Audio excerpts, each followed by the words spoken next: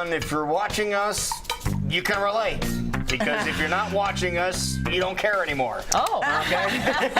We're talking about aging, right? We are indeed. So I have what they call one of those milestone birthdays coming up this week. It's a decade birthday. This week? This week, Friday, yep. And I am turning 60. Wow. And I mean, I must say, one part of me says, how did this happen? I think of myself still as a hippie from the 1960s. That was my generation. And I still think that I think in more youthful ways than old age ways. Well, you do, and you don't, by the way, look, and I'm not kissing up to you, you don't look anywhere near 60. I never would have guessed that. Not a day older, 59, right? Yeah, No, I'm serious. We saw the headline in the paper today. You showed us that when you first walked up here. And it's like, I wonder who she's talking about. Seriously. Well, thank you for saying that. Because it says 60 already. Show the headline. So you know what There's we're the talking headline. about. It says 60 already on here. And we're wondering who she was speaking about in her article. Aren't you nice? And it was her. So. And that's actually why I wrote about it, is I think that we build up all of these mythologies about what it is to be 60 or 70 or to be aging in general, and we are so terrified of it as a culture, especially for women, because it's in your 60s or in your 50s or from where you sit, even Jackie, in your 40s maybe, the idea is that your looks start to go downhill immediately as you start to age. Mine did. Yours did? Oh, yeah. They're just going right down the slope. You know, I agree. I'm scared at the age I'm at right now in my 30s because your body starts to not allowing you to do certain things anymore if you're wanting to have a family, things like that. Well, that is you true. have a clock ticking, and it's like you need to make some decisions in your life. It's of course, true. technology is catching up with us. And biological science clock keeps getting pushed backwards, Right. and they keep saying, 50 is the new 40, Right. and 40 is the new 30, and all of that. But I mean, I guess part of why I wanted to come out of the closet about being 60 is because I think people are so afraid of talking about age, and women especially. We don't share our ages. I think you should be proud of your age. Do you think we still have that issue to Oh, this I day? absolutely Really? do. Why do you think it's said that, don't ask a woman her age? Never ask a woman her age. And why do so many women refuse to tell you their age when you ask them? Because they're ashamed of it. Because we are taught to be ashamed of getting older. Because And I we're don't not understand vital that. anymore. Yeah. We're not. I didn't think we're that not was relevant. an issue as much as it was. It's very much still an issue. Do you have a problem when anybody asks your age? No.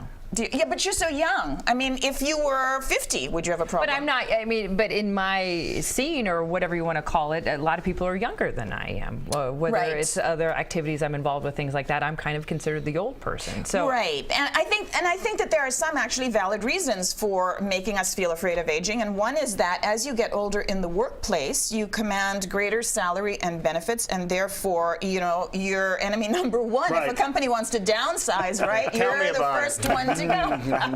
You're not there Tell yet, me about my it. dear. You're not there yet. I think when you're at a certain level, whether it be college or coming out of high school, you kind of put a plan in front of you. You say the next 10 years I want to be at this point, and then you're Right. at that point, and you're like, oh crap, Right. did I? Oh, crap, Right, I went now into what? broadcasting. Oh crap! I should have made better choices. It's like, did I reach those goals? Did I make new ones because I took a fork in the road? You get Precisely. to certain levels in your life, especially decades or Yep. different ones, and you're like, did I accomplish what I wanted to at this point? Because you have a That's- good cross section here too. Yeah, with the three of us, 'cause we're a 30s, decade apart. 40s, 50s, 60s. I mean, that's really cool to talk about that, because I think at every stage there is this anxiety, exactly what you're talking about. But I also think that from where I'm sitting at this ripe old age of 60 almost, that there is something terrifically liberating about it, because, one could actually retire at this age.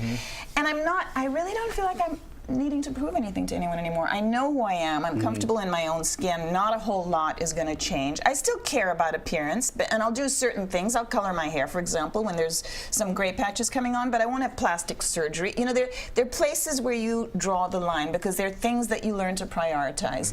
And the most important, I think, is health and family and Right. feeling like you can make a significant contribution to the world. And I look at my parents. They were both 60 when they retired from the UN, because it was a mandatory retirement policy. And there are places, where you have to retire by 60 or even younger. And yet they were so young and vital that they both started their own nonprofit organizations after that. And my father wrote many books. And my mother is making movies, continuing, she's been on the air with us, continuing to make movies on social issues in India. And she's 92. And she travels back and forth every year between India and the US. And so I look at that, and that gives me a lot of confidence and strength. And I think think I want to be that way. I want to be that vital and that engaged in what I'm doing and that interested in continuing to fight for social justice or, whatever one's cause is at that age. And that there's no stopping you, because I think, as I've seen, especially in Iowa, when women get older, they seem to get more fearless.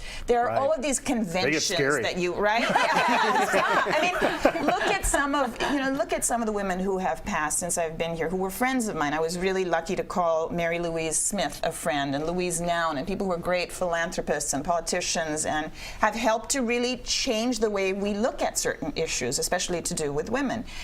And I think that comes when you're done kind of having to prove yourself in society and having your children and having jobs where you're being judged. You get to a point where you just don't give a damn what people think about you, But I think at the same time, and you've touched on this, but I think people need to feel useful, and I think that's where people draw a lot of their happiness from. And so, absolutely. Like your mother's 92 years old and still doing things. And that's what keeps her young. I think when people feel like they're not being useful is when they really get bummed out and depressed. And, exactly. And I also think that we all kind of grow into ourselves as time goes on. And again, my mother is an example of someone who I think got more and more beautiful as she got into her 40s and 50s and 60s. She really, because she was more comfortable in her skin. She knew who she was, and her personality started to show. And I look at someone like Gloria Steinem, who's 80-something, and I think she's gorgeous. I mean, there are just so many wonderful role models. And I'm kind of at that place in life where, I never had a grandmother who lived to be 60 years old. Both of mine died quite young in India. And my late husband, Rob, died at 56. He never saw 60. And I feel as if, being alive even and being healthy is such a gift, and that we sort of have an obligation to really live life to the fullest and enjoy it. And I never imagined when I was growing up that I would ever be 60, because so much of my outlook was rebellious on life. Everything I looked at politically, social change, all of that was going on when I was growing up was all about being young and pushing for change and making a difference and questioning orthodoxies and all of that. But I'm still trying to do that. Just because I'm going to be 60 doesn't mean that I don't believe in rights for transgender people. And I think we just have to approach this age with an open mind and not stereotype what people at this age think or do or look like. And I think most people don't have the perspective you do, watching Rob go through what he went through, and you certainly have you come from a place where you can see the value of that of life and absolutely. And I mean, I just think that there is an obligation to live it up while you can, and that's exactly. So what's the goal? If you're asked your age, say it loud and proud. Say it loud and proud. Absolutely. It's like another closet we have to come out of. If you're a woman, come out of that closet. Well, own it and show people that this is what 60 looks like, or 50 this looks is what like, you or are. 70 Allow us to be the first ones who officially say happy birthday to you on Friday. Thank you so much. And you have one coming up later. Saturday, yes. Oh my gosh. Well, happy birthday 6 to and you. 7, Yours is a milestone one too, kind 55, of decade. There you go. Perfect. Fantastic. Wonderful. Old farts are sitting around. That's this side of the table. Cooties. By the way, grab your hymnal. What page is it? It's the 3 opinion section There it from is. Sunday. Check out the article. But there's also one in today's. Be proud. For those of your you age. who are as old as Lou and Rekha, we'll be right back after this message.